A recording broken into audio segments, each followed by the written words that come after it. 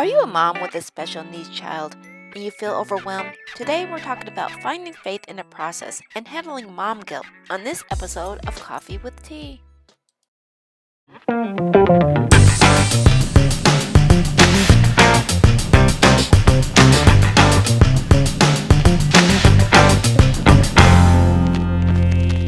Friends, and welcome to another episode of Coffee with Tea. I'm your host, Tonia, and today I'm excited because we're going to talk into Daisy V, and we're going to talk about faith in the process. So without further ado, I'd like to welcome Ms. Daisy to the show. Welcome. Thank you so much. I'm so excited to be here. I'm looking forward to talking to all of you, getting to know you a little bit better, and sharing my story. I love it. Like I said, I'm excited because we always talk a little bit about like how your process came about. But before we really dive into your journey story, I would love for you to like introduce who you are and maybe a little bit about what you do. And we can go in there into our conversation then. Yeah, of course. I love that. So I'm Daisy V. I go by V because my last names both start with V. So it just gets too confusing. We just keep it simple. Originally, I was born in Germany, but I live now with my family in Orlando. My family is a little bit from all over the place, but to cut a long story short, my stepson has a degenerative disease called MPS, and it's type 6. So it's not the worst of the MPSs for those viewers that might know what that stands for, but it's basically a condition that affects his body and is degenerative over time. And so, being as moms normally are, we like to, find out ways to help our children, especially in situations like this. And so I became a self-proclaimed biohacker, learning a little bit about how the body works, how, the things that we eat can influence everything, like everything, literally. And then I decided to go to a nutrition school and became an integrative nutrition health coach, both also to help my son and my family, but also because I realized over the whole process and over this journey, which was, I'm really cutting like a 9-year story really short. I realized how much lack there was for assistance for caretakers or the caregivers of chronically ill or sick, not even chronically maybe, but even sick children. So that kind of got me wanting to help more, to serve more. And now I'm an integrative nutrition health coach. I work with moms who have special needs children at home, who kind of, give so much that they forget about themselves. And so I help them, find themselves again, find their energy, find their motivation, activate their bodies, get them excited to get out of bed in the morning. That's what I do. Oh, well, thank you. Like I said, you already have a whole wealth of knowledge that we can actually like tap into.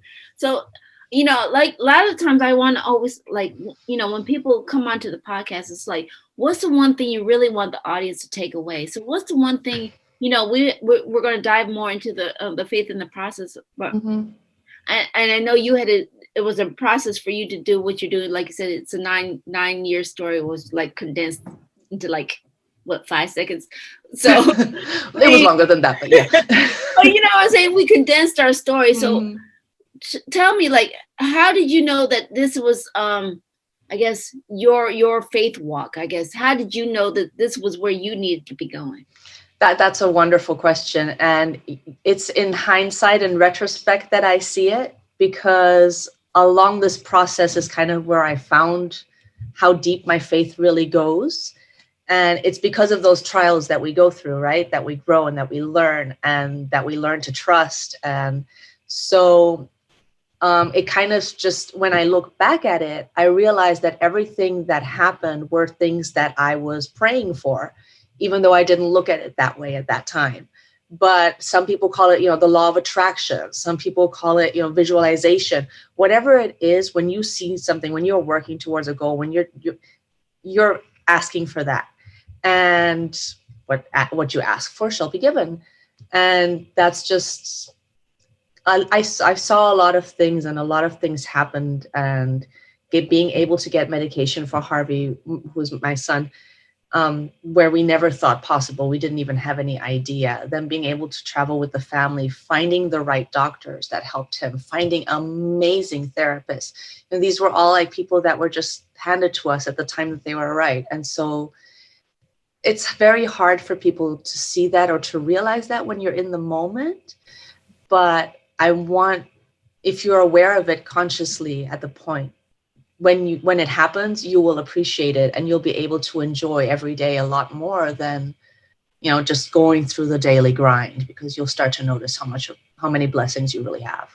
Right, right. So when you're talking to a new mom who comes on is like feeling like she's so overwhelmed, what's some of the advice or tips that you would give her when she's coming into her new journey on this?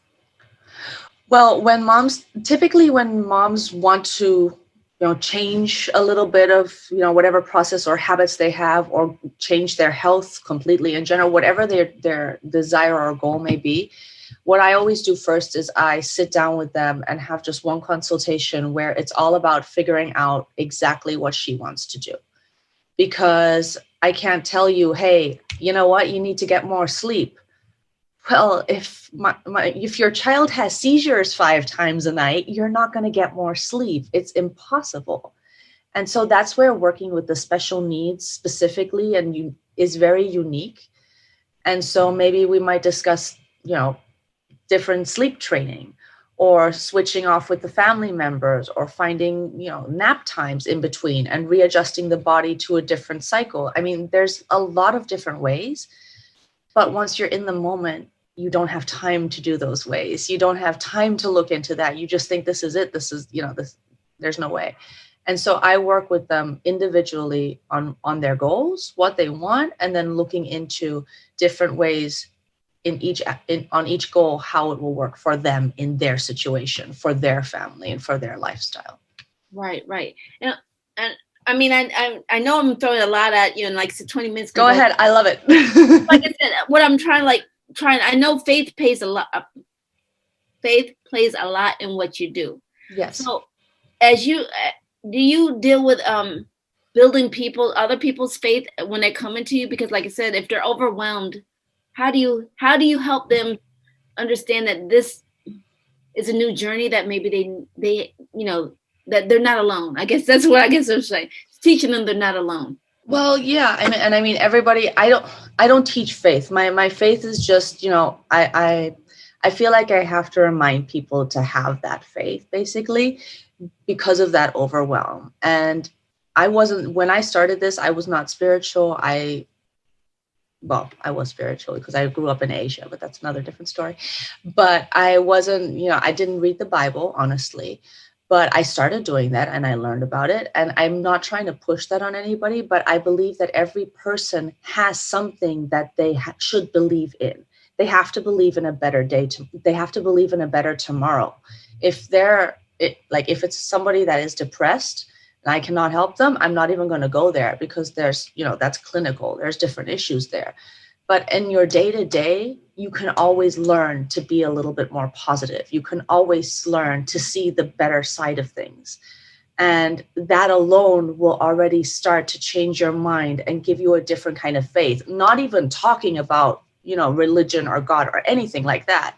Just being able to change that viewpoint already gives you a trust and a desire and a motivation to move forward. So that's kind of where the faith part I teach lies in more. Right, right. Mm-hmm. This is where I like the part in the interview that if you're picking up what Daisy is dropping, all those juicy gems on there, please give us a thumbs up. Maybe hit us up with a comment down there below.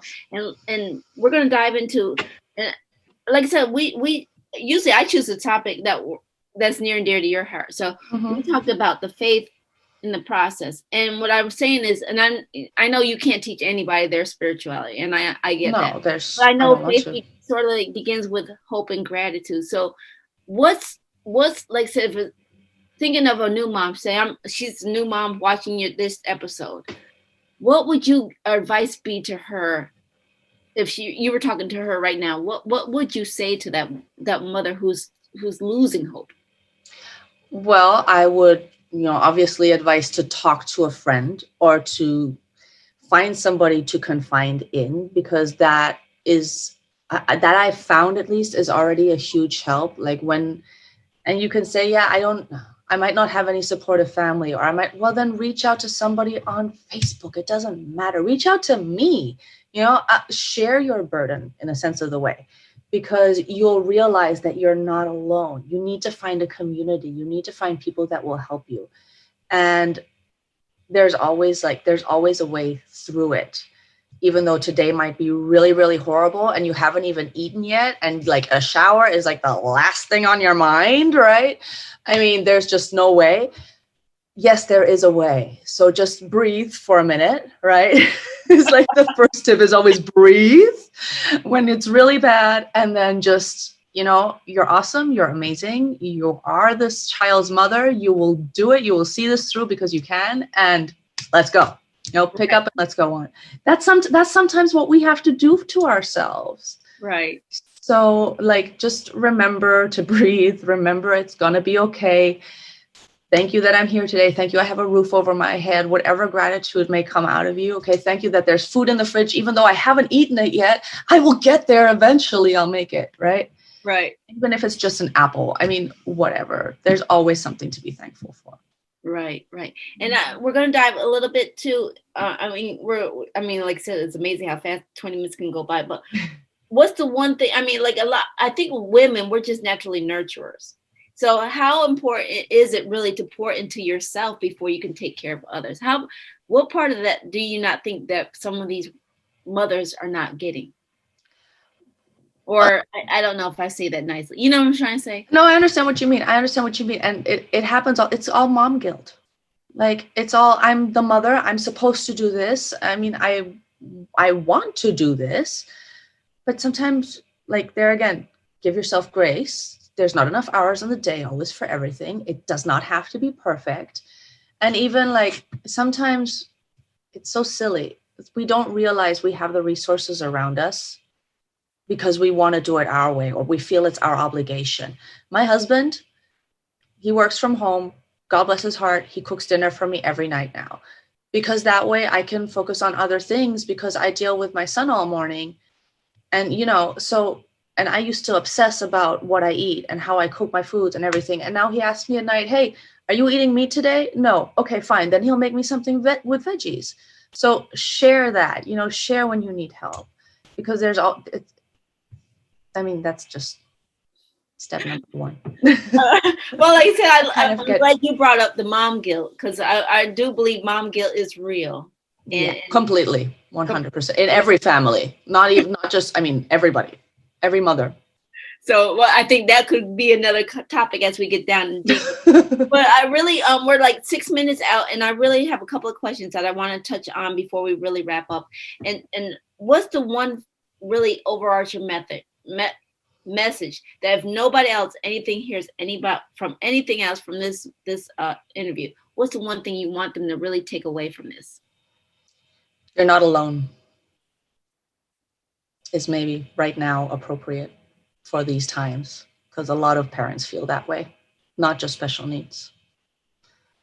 Right. You're not, right? I mean, everybody's stuck at home, dealing with school, dealing with this, dealing with that, frustrated out of their minds because of whatever's happening outside. You're not alone. Everybody's in it. Breathe, continue. Right. Yes.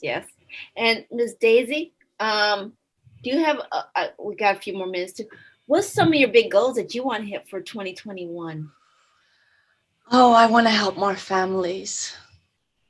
I've loved the end of because I recently just started, the end of my 2020 was really filled with, clients finishing their courses and having all these, final realizations of their goals.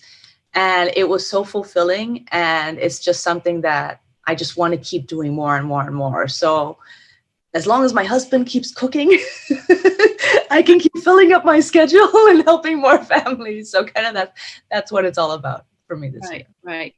And I really would love to have you come back on and maybe talk about how the foods really do affect some of our health. I don't think a lot of people really put a big emphasis on understanding that. we're not taught it. That you can't help it if you're not taught it. If you don't know about it, you can't be blamed. Right. So, yeah. And now my big question is, where can people find more information about you, your services, and what you do if they want to connect with you? Yes, of course. Lots of places. I have my website, which is probably the simplest way. So it's activatedlifebydaisyv.com. Like I said, short, easy, simple. There's a newsletter there. There's a contact us possibility. I mean, anything right there. I am on Facebook. I do have a group, Activated Life for Special Needs Families. So that is specific. I don't just let anybody on there. However, you can always join me as well as join me as a friend, Daisy Vasquez Vogt, however. So that one's a little bit longer. So connect with me through my website, Activated Life by Daisy V, and then we can take it from there. Right. And again, thank you so much for sharing your insight and your wisdom. Like I said, I would love to have you come back and maybe we can dive some more into some other conversations and stuff like that that's really haven't dived into yet. I would love that. Thank you so much, Tonia, for the opportunity. And thank you for joining us. Thank you. And I want to remind everybody that feedback is always welcome. Emails if you have any guest and show ideas. Links to all of the sites that Daisy mentioned will be posted down there in the description. So please make sure you check out the description box below. We got some juicy gems. And remember, thank you for watching. Give us a thumbs up. If you enjoy all the insight like Daisy is dropping, please consider hitting that subscribe button over there. And remember, take things in stride, go with the flow, and create your own path. And we'll see you back here on another episode of Coffee with Tea. All right. Bye-bye. Share with us, what was one of your takeaways from today's show? Post your answers in the comments.